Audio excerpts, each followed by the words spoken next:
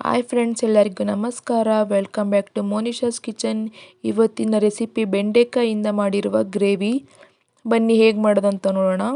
First ನಾನು ಒಂದು ಬಾಣಲಿ ತೊಗೊತಾ ಇದ್ದೀನಿ. 3-4 ಸ್ಪೂನಷ್ಟು ಎಣ್ಣೆ ಹಾಕ್ತಾ ಇದ್ದೀನಿ. ಮತ್ತು 1 ಇಂಚಷ್ಟು ಉದ್ದ ಕಟ್ ಮಾಡಿ ಇಟ್ಕೊಂಡಿರುವ ಬೆಂಡೆಕಾಯಿ, ಒಂದು ಕಾಲು ಕೆ ಜಿ ಆಗೋಷ್ಟು ಬೆಂಡೆಕಾಯಿಂದ ಮಾಡ್ತಾಯಿದ್ದೀನಿ. ಒಂದು ಸ್ವಲ್ಪ ಉಪ್ಪು ಹಾಕಿ ಬೆಂಡೆಕಾಯಿನ ಫ್ರೈ ಮಾಡಬೇಕು ನೀಟಾಗಿ. ನೋಡಿ, 4-5 ನಿಮಿಷ ಫ್ರೈ ಮಾಡಬೇಕು.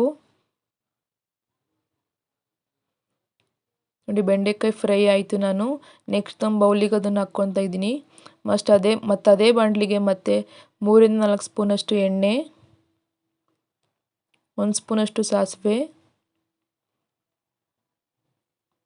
ಒಂದು ಸ್ವಲ್ಪ ಕರಿಬೇವು, ಮತ್ತು ಫುಲ್ ಸಣ್ಣದಾಗಿ ಕಟ್ ಮಾಡಿ ಇಟ್ಕೊಂಡಿರುವ 2 ಈರುಳ್ಳಿ ಹಾಕ್ತಾಯಿದ್ದೀನಿ. ಮತ್ತು ಸಣ್ಣದಾಗಿ ಕಟ್ ಮಾಡಿ ಇಟ್ಕೊಂಡಿರುವ ಒಂದು ಟೊಮೆಟೊ. ನೋಡಿ, ಟೊಮೆಟೊ ಮತ್ತು ಈರುಳ್ಳಿ ಫುಲ್ ನೀಟಾಗಿ ಫ್ರೈ ಆಗಬೇಕು.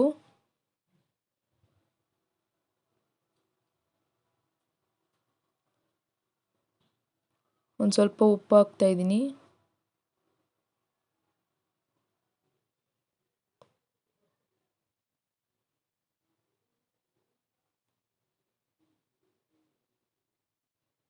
ನೋಡಿ, ಒಂದು ಸ್ವಲ್ಪ ನೀರು ಹಾಕ್ತಾಯಿದ್ದೀನಿ. ಟೊಮೆಟೊ ಮತ್ತು ಈರುಳ್ಳಿ ಅದು ನೀಟಾಗಿ ಮೆತ್ತಗಾಗಬೇಕು, ಬೇಯಬೇಕು. ಅದಕ್ಕೋಸ್ಕರ ನೀರು ಹಾಕಿ.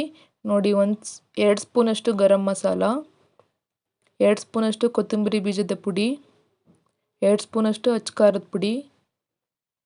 ನಾನು ಇಷ್ಟೇ ಮಸಾಲೆ ಹಾಕ್ತಿರೋದು, ಏನು ಮಸಾಲೆ ಆ್ಯಡ್ ಮಾಡ್ತಾಯಿಲ್ಲ. ಮತ್ತು 3-4 ಸ್ಪೂನಷ್ಟು ನಾನು ಮೊಸರು ತೊಗೊತಾ ಇದ್ದೀನಿ. ಮೊಸರು ಹಾಕೋದ್ರಿಂದ ಟೇಸ್ಟ್ ಚೆನ್ನಾಗಿ ಬರುತ್ತೆ, ಅದಕ್ಕೋಸ್ಕರ ಮೊಸರು ಹಾಕ್ತಾಯಿದ್ದೀನಿ. ನೋಡಿ, ಮೊಸರು ಹಾಕಿ 1 ನಿಮಿಷ ಬೇಯಿಸ್ಕೊಳ್ಬೇಕು. ನೆಕ್ಸ್ಟ್ ಕಟ್ ಮಾಡಿ ಹುರಿದಿಟ್ಕೊಂಡಿರುವ ಬೆಂಡೆಕಾಯಿನ ಆ್ಯಡ್ ಮಾಡಿ ಒಂದು 4-5 ನಿಮಿಷ ಬೇಯಿಸ್ಕೊಳ್ಬೇಕು. ಯಾಕೆಂದರೆ ಬೆಂಡೆಕಾಯಿ ಫ್ರೈ ಮಾಡಿರ್ತೀವಷ್ಟೇ, ಅದು ಬೇಯಿಸ್ಕೊಂಡಿರೋದಿಲ್ಲಲ್ಲ, ಅದಕ್ಕೋಸ್ಕರ ಹಾಕಿ ಒಂದು 3-4 ನಿಮಿಷ ಬೇಯಿಸ್ಕೊಳ್ಬೇಕು. ನೋಡಿ, ಬೆಂಡೆಕಾಯಿ ಬೇಯೋದಕ್ಕೋಸ್ಕರ ಲಿಡ್ ಮುಚ್ತಾ ಇದ್ದೀನಿ. ನೋಡಿ, ಇದು ರೆಡಿ ಆಯಿತು. ಒಂದು ಸ್ವಲ್ಪ ಕೊತ್ತಂಬರಿ ಸೊಪ್ಪು ಹಾಕಿ ಚಪಾತಿ ಮತ್ತು ರೊಟ್ಟಿ ಜೊತೆಲಿ ತುಂಬ ಚೆನ್ನಾಗಿರುತ್ತೆ ಬೆಂಡೆಕಾಯಿ ಗ್ರೇವಿ. ಒಂದೇ ಥರ ಬೆಂಡೆಕಾಯಿ ಫ್ರೈ ಮಾಡ್ತಾಯಿದ್ರೆ ಇಷ್ಟಪಡೋದಿಲ್ಲ ಮಕ್ಕಳು. ಈ ಥರನೂ ಟ್ರೈ ಮಾಡಿ. ಈ ಸಾಂಬಾರು ಜೊತೆಯಲ್ಲೂ ಅನ್ನ ಮತ್ತು ಸಾಂಬಾರು ಥರನೂ ಊಟ ಮಾಡ್ಬೋದು.